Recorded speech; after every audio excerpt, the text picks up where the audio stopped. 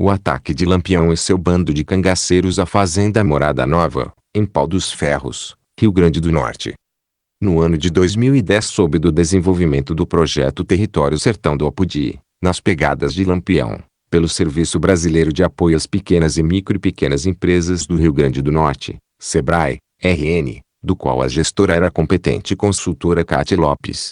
Fui ao seu encontro e soube que Kátia planejava criar um grupo para percorrer o mesmo caminho palmilhado por Lampião e seus cangaceiros, como parte de um amplo reconhecimento histórico. Ali estava uma oportunidade imperdível de conhecer esse caminho e o que restava de sua memória. Foi realmente um momento muito especial e um trabalho maravilhoso. Depois de 2010 eu tive a oportunidade de percorrer esse caminho em mais outras 4 ocasiões.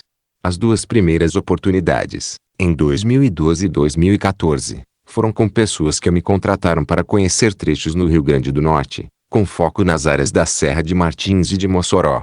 Já em 2015 estive percorrendo esse antigo caminho dos cangaceiros durante 17 dias.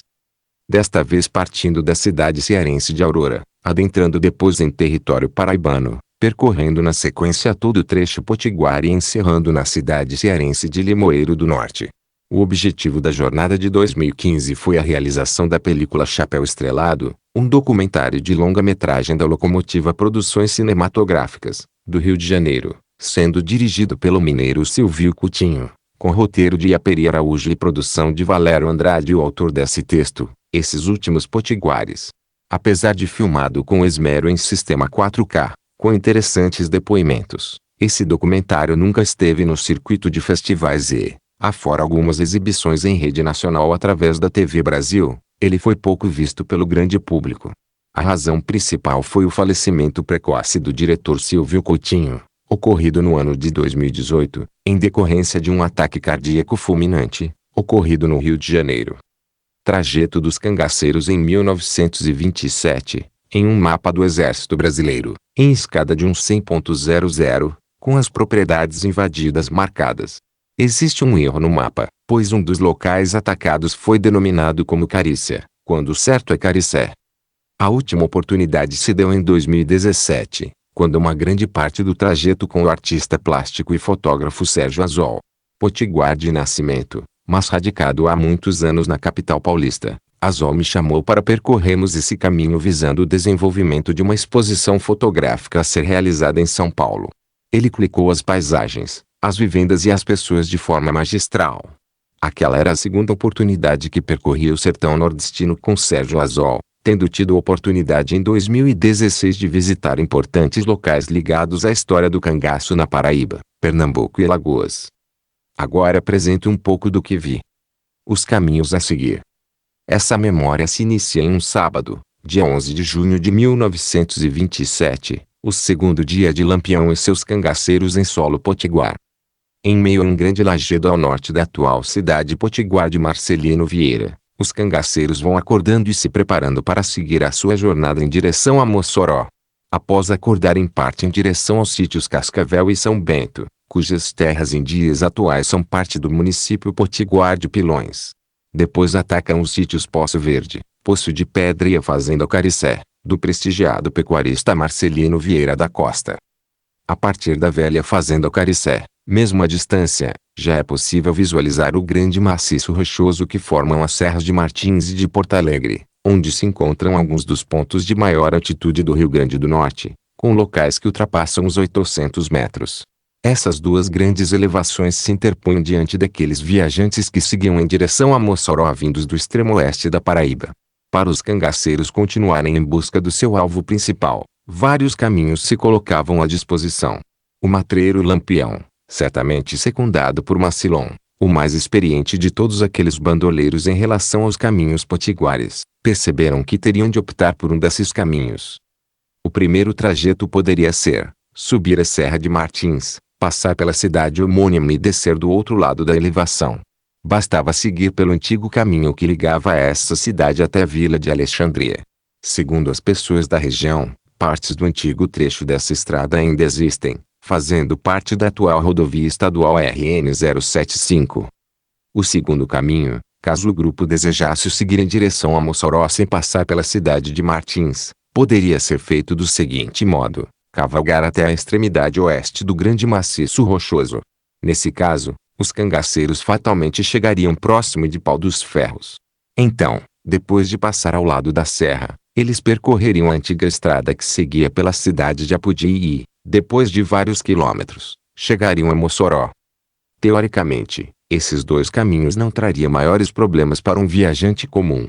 Entretanto, aquele estranho grupo de homens armados poderia ser classificado de tudo, menos de viajantes comuns. Desde a saída do bando no Ceará, os celerados deixaram de lado a discrição, passando para a prática aberta de toda sorte de delitos, chamando a atenção das autoridades potiguares. Inclusive, essas autoridades já tinham entrado em contato e combatido o grupo na Caiçara. Mesmo com a derrota da polícia estadual naquele entrevero, Lampião sabia que a qualquer momento as forças do governo potiguar poderiam dar o devido revide. Se decidissem subir a serra, poderiam facilmente esbarrar em um piquete de homens armados, já previamente alertados. Como o bando tinha poucos recursos humanos e bélicos para realizar combates contínuos, esse possível confronto poderia infligir sérios problemas aos cangaceiros na tentativa de galgar a Grande Serra. Se o bando seguisse próximo da cidade de Pau dos Ferros, a maior e a mais policiada da região, para depois trotarem em direção a Apodi, uma cidade invadida por Macilon apenas um mês antes, fatalmente homens armados poderiam estar aguardando o grupo em um desses locais, ou nos dois. Aí os resultados desses novos tiroteios poderiam ser extremamente negativos. Deve-se levar em consideração que, além da polícia potiguar, Lampião se preocupava igualmente com a polícia de outros estados no seu encalço, principalmente a paraibana. Lampião na fazenda Morada Nova. Havia outra alternativa. Era possível contornar o grande maciço através da extremidade mais a leste dessas elevações, passando por um caminho que os levariam para a vila de Boa Esperança, atual município de Antônio Martins. O grupo de bandoleiros então se afastaria de áreas onde presumivelmente haveria mais atividade policial. Poderiam então alcançar zonas teoricamente mais desprotegidas e possivelmente ainda não alertadas da presença deles na região. Esse caminho se mostrava mais promissor. Contudo, aparentemente, essa decisão não deve ter ocorrido antes ou durante a passagem pela fazenda Caricé, pois, logo depois da saída da propriedade do fazendeiro Marcelino Vieira, os cangaceiros seguiram primeiramente na direção sudoeste, apontando para a cidade de Pau dos Ferros. Após rápida cavalgada, surgiu o próximo alvo daquela jornada insana, a fazenda Morada Nova. Quando visitei essa propriedade pela primeira vez em 2010, ali encontrei a senhora Firmina Aquino de Oliveira, então com 95 anos de idade, e sua nora Maria Ivaneide de Aquino. Ivaneide era neta de Antônio Januário de Aquino, antigo dono do lugar, que teve a difícil missão de receber Lampião em 11 de junho de 1927. Elas me informaram que não tinham conhecimento se o parente já falecido possuía laços de amizade, ou de inimizade, com o cangaceiro Macilon. Igualmente não souberam comentar se a chegada do bando se deu a uma indicação desse celerado, ou se a casa dos seus antepassados foi atacada simplesmente por ter sido um alvo que surgiu à frente do grupo. Entretanto, essas senhoras relataram que antes do bando chegar à casa de Aquino, que não mais existia em 2010, eles arrombaram uma residência onde vivia um trabalhador da propriedade, que juntamente com sua família fugiu para o mato. Logo os bandidos pararam diante da casa grande da fazenda Morada Nova. Além do proprietário, na casa estavam sua mulher Raimunda Nonato de Aquino, seu filho Cosme e suas 3 belas e jovens filhas, Raimunda, Arcanja e Maria. Segundo Sérgio Augusto de Souza Dantas, Lampião no Rio Grande do Norte, a história da grande jornada, primeira edição, pags. 119 e 120, foi exigido alimentos e dinheiro ao dono da fazenda. Antônio Aquino era um produtor próspero, sendo apontado inclusive como dono de um engenho de açúcar e aguardente. Diante da beleza das moças, alguns cangaceiros logo se mostraram interessados nas meninas. Sérgio Dantas relatou que Aquino pediu proteção a Lampião, que prontamente refreou os ânimos da cabroeira e o próprio chefe chegou a pedir desculpas ao pai das jovens pela falta cometida pelos seus homens. Após varejarem toda a casa e retirarem o que os interessava, a malta de bandidos seguiu viagem. As senhoras Firmina e Maria Ivaneide comentaram que a passagem do bando causou extrema comoção entre os membros da família Aquino. Todavia, Antônio Januário se sentiu até mesmo com sorte, pois, Apesar de ter havido perda material com o saque praticado, o fato das suas filhas não haverem sofrido qualquer tipo de violência, principalmente sexual, foi considerado um resultado extremamente fortuito diante da extrema gravidade do problema. No dia 11 de novembro de 1928, um domingo, quase um ano e meio depois da passagem dos cangaceiros, Antônio Januário reuniu sua família em um estúdio fotográfico de Pau dos Ferros para a realização de um interessante instantâneo. Essa fotografia, que trago com exclusividade conseguida a partir do material original, possui no verso a seguinte frase: uma pequena lembrança que ficará para sempre. Nela é possível ver Antônio e sua esposa Raimunda sentados em um pequeno sofá de madeira e vime, em uma posse de tranquilo comando de suas vidas e de sua prole familiar, que se encontravam todos presentes. De pé, logo atrás do móvel é possível ver Cosme, tendo à sua direita suas irmãs Maria e Arcanja e ao seu lado esquerdo Raimunda. Essa última e Arcanja trazem dois objetos que escaparam das mãos dos cangaceiros, são dois belos crucifixos com corrente e pedras. Depois de observar milhares de fotos antigas, ao longo de vários anos de pesquisas, posso comentar que, à exceção de Dona Firmina, todos os outros participantes do instantâneo se vestem com roupas modernas para os padrões sertanejos do interior potiguar da década de 1920. Inclusive suas filhas, onde é possível ver Maria e Arcanjo utilizando saias acima do joelho, apesar de estarem com meias. Antônio e Cosme igualmente seguem um padrão de vestimenta masculina bem moderna para a época. Ao olhar detidamente essa foto, vejo o registro de uma família que aparentemente superou o susto causado pelo bando de Lampião. Violeiros cantam a história do assalto.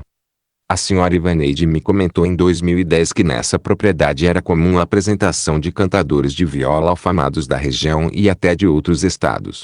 Mesmo com o crescimento das bandas de forró eletrônicas, da televisão e outros meios de entretenimento, na época essas cantorias de viola possuíam um público cativo na comunidade. Ela narrou que era praxe as pessoas do lugar transmitirem para os violeiros visitantes os acontecimentos testemunhados pela família aqui em 1927 e o que eles sabiam do ataque do grupo de cangaceiros a Mossoró. Com isso, solicitava-se que esses artistas transformassem as histórias ouvidas em uma cantoria tipicamente nordestina. Já as estradas existentes entre as propriedades Caricé e a fazenda Morada Nova foram sem nenhuma dúvida o pior trecho percorrido para a realização deste trabalho. As maiores dificuldades se encontravam na já rotineira falta de sinalização, mas principalmente no péssimo estado de conservação desses caminhos. A fazenda Morada Nova está localizada em um ponto extremamente afastado de áreas urbanas. A cidade de Pau dos Ferros fica a cerca de 24 quilômetros de distância, já a zona urbana de Pilões se encontra a 16 quilômetros e a cidade de Antônio Martins a 19. Entretanto, o melhor acesso utilizado é a partir de Antônio Martins, onde o motorista percorre 8 quilômetros de asfalto da rodovia federal BR-226 e depois segue por mais 11 quilômetros de estradas vicinais. Contudo, nesse caso, existe a imprescindível necessidade de contar com a ajuda de uma pessoa da região que conheça o trajeto. Nesse caso eu contei com o apoio do amigo Chagas Cristóvão, da cidade de Antônio Martins. Atualmente, Pau dos Ferros é a principal cidade da região do Alto Oeste Potiguar, com uma população acima de 30 mil habitantes, estando a 389 quilômetros de distância de Natal, ocupando uma área de aproximadamente 260 quilômetros quadrados e possuindo uma história bem antiga. Acredita-se que a toponímia Pau dos Ferros foi criada a partir de uma determinada árvore. Essa árvore certamente devia ser um excelente local para repouso e com ótima sombra, onde vaqueiros viajantes, utilizando ferro em brasa, deixavam marcado no seu tronco as marcas do gado sob sua responsabilidade. Em uma época onde as fazendas não tinham arames farpados e o gado era criado solto, essa prática serviu para esses trabalhadores conhecerem as marcas de outras propriedades.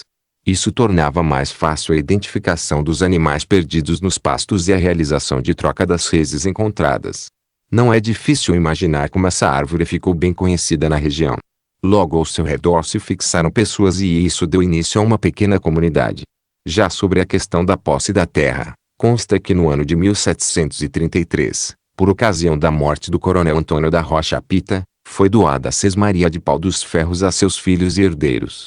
Um deles, Francisco Marçal, foi a pessoa que mobilizou os que ali viviam para erguer uma capela em 1738. Somente através da Resolução Provincial número 344, de 4 de setembro de 1856, Pau dos Ferros tornou-se um município, sendo desmembrado da cidade serrana de Porto Alegre. Na trajetória do bando em direção a Mossoró, ao se aproximar dos contrafortes da Serra de Martins, o caminho percorrido por Lampião passou onde atualmente estão localizadas as áreas territoriais das cidades de Serrinha dos Pintos, Antônio Martins, Frutuoso Gomes, Lucrécia e Marizal.